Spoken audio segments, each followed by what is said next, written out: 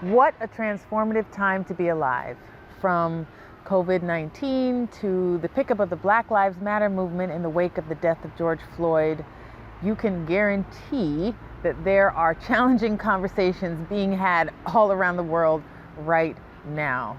And whether you are joining a movement or starting a business or just want to contribute to a healthy work environment, the ability to have hard, tough, challenging conversations in a productive way is a skill that you must master if you want to see any transformation at all. So in this video, we're going to be talking about some of the components that you need to understand and learn when it comes to having these tough conversations so that you can get closer to your goal. So if you're excited and you're looking forward, click that like button and let's go.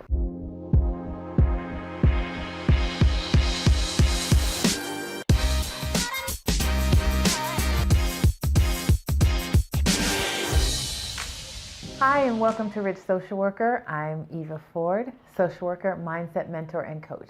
And on this channel, we talk about all things money, mindset, and motivation to help you live your richest life. And if you notice, we are living in quite an interesting time. And if you're anything like me, you've likely been having lots of conversations about the times that we're living in, what it means, what's going to happen in the future, and what's happening for you and for the people that you care about and the communities that you care about right now. And so I thought it was a good time to talk about this topic of having challenging and difficult and maybe heated conversations, because there is so much new communication that's happening. And if you're not prepared for it, you might get caught off guard and might end up with some bruises along the way, and we don't want that. I have to say that this topic of having really difficult or challenging conversations used to be something that intimidated me so much. I remember in college avoiding anything that sounded like conflict because I just wanted everybody to be happy. But the more I practice this skill of having challenging conversations, the better I've become at them. Till now, it's something that I really look forward to. Because here's the thing about challenging conversations. We all need to have them. That's how we make progress. That's how we move forward. Like I said at the beginning, whether it's a movement and you're trying to make really massive change, or whether you're starting a business, you may have challenges and conflicts with vendors or partners or maybe your customers or your suppliers. It doesn't matter. It's through these difficult, challenging conversations that we make significant progress, that we learn, that we grow, that we develop, and that we move the needle forward. So I want to invite you to look at this as not something to be afraid of, but something that maybe you can welcome and see the benefit in. So when we talk about having these challenging or difficult conversations, we're really talking about two parts: the preparation before the conversation, and then the conversation itself. Now, I know that you can't always prepare for a challenging conversation. Sometimes you're talking and things get heated, but to the extent that you can prepare to have challenging conversations, you want to do that. And one of the things that you want to do is understand your goal. What are you trying to accomplish? What do you want to accomplish at the end of this conversation? And to the extent that you can find common ground and agree upon a goal, all the better.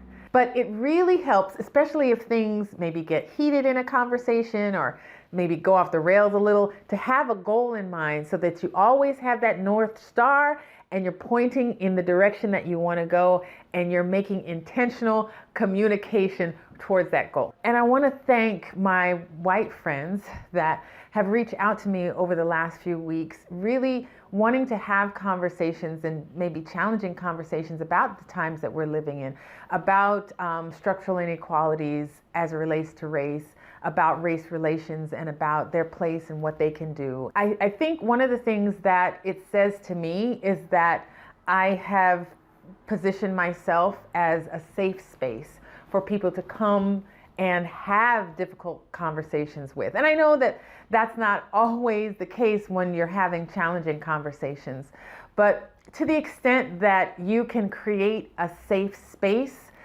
for being able to engage, and so that people know that you are someone who is open to having conversations, I would say, consider that. Consider, number one, are you the type of person that people want to come to, or are you the type of person that repels people from having difficult conversations? Now, one of the things that has served me really well in having these challenging conversations is a high sense of emotional intelligence.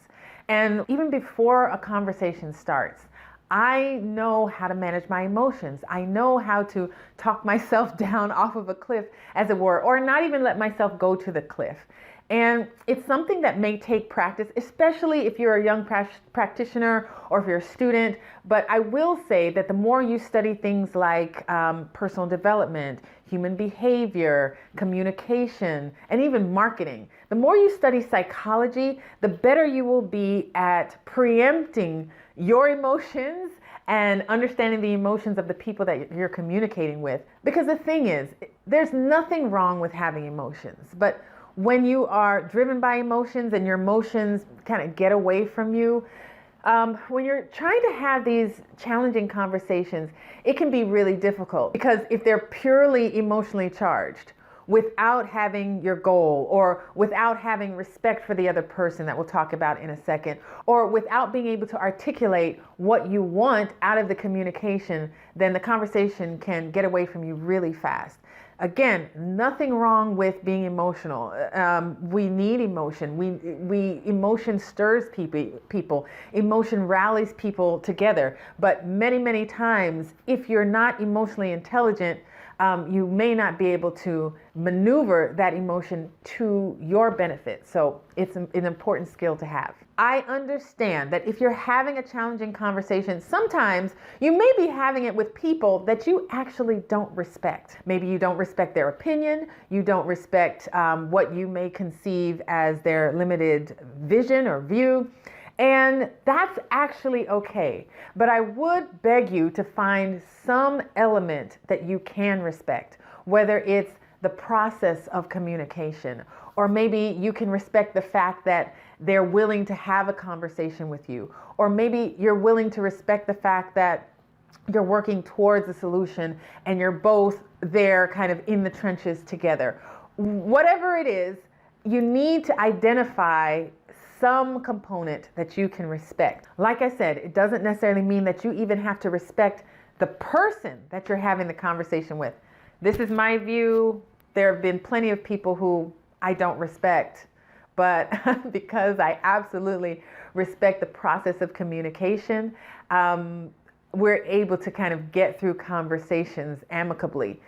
And so if you thought that you had to respect the other person or their viewpoint, you don't. But in order to reach your goal, you will need to identify somewhere, some morsel, something that you can respect and keep using as your compass to go back to, so that you don't get too far off track. And let me just qualify, I'm not suggesting that in every hard conversation there's going to be a blow up, or you're going to get off track, or emotions are going to get heated. I'm not necessarily suggesting that.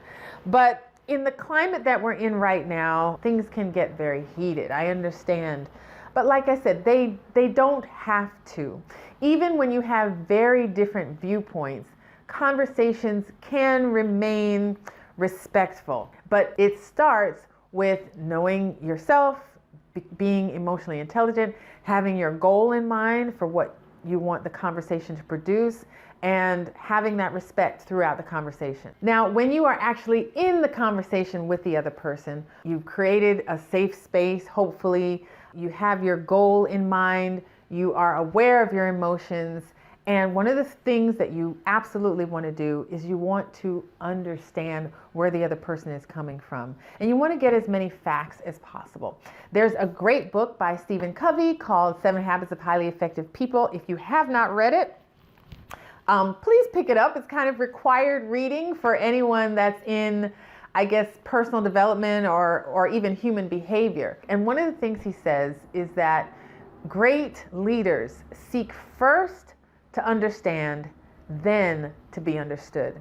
And in seeking to understand, might I suggest that you seek to understand the facts. Now, like we just said, emotions are usually there when you're having these really difficult conversations. We don't want to hurt someone else's feelings. We're afraid of rejection. We may be afraid to be blackballed in some senses. But it's important to have the facts outside of how you feel about the facts. This also gives you an advantage because when you can understand where a person is coming from, the facts, at least from their point of view, and what's going on their side, then you're in a better position to assess and approach the situation from an informed position. And keep in mind, this is a conversation. So conversations go back and forth. So during this conversational process, you may need to seek first to understand several times in the conversation. You may use terms like, let me see if I get this right. So you think that if I understand what you're saying X, Y, Z. And there's too much to talk about in this video, but suffice it to say that gives you a lot of leverage to move forward in your conversation in the most positive way possible. You also want to be as direct as you can in your conversation. Get to the point, don't beat around the bush. That just tends to kind of drag things out and people can get really resentful for that. So it means if this is something that you're not comfortable with, you may need to practice ahead of time. Practice in the mirror, practice with a friend, and just kind of go over some possible scenarios. But be as direct and comfortable as you can and confident as you can while still maintaining that respect, that goal that you set in place. Now, the last thing that I would say when you're approaching or when you're having difficult conversations is to empathize. Again, I don't believe that you necessarily have to like the person on the other side of the table or the community or the message. You don't necessarily have to like it. But empathizing allows you to see things from another's perspective. So if you can empathize, if you can create a space for hearing the conversation on the other side of the table, then you stand a better chance of reaching your goal even through having this difficult conversation. Now, every difficult conversation looks different. Again, it's going to start with you. The more comfortable you are approaching having difficult conversations, the more open you are to feeling discomfort and, navigating the space of a challenging conversation, the more likely you are of having success at the end of that conversation. Give that conversation space and time to work itself out. Often, difficult conversations require the most time, but they also reap the most rewards. Now, I'm really curious. Is there anything that you think you might do differently going forward in having these challenging conversations? I'd love to know in the comments, so leave me a message below. Like, comment, share, subscribe, and I'll see you next time.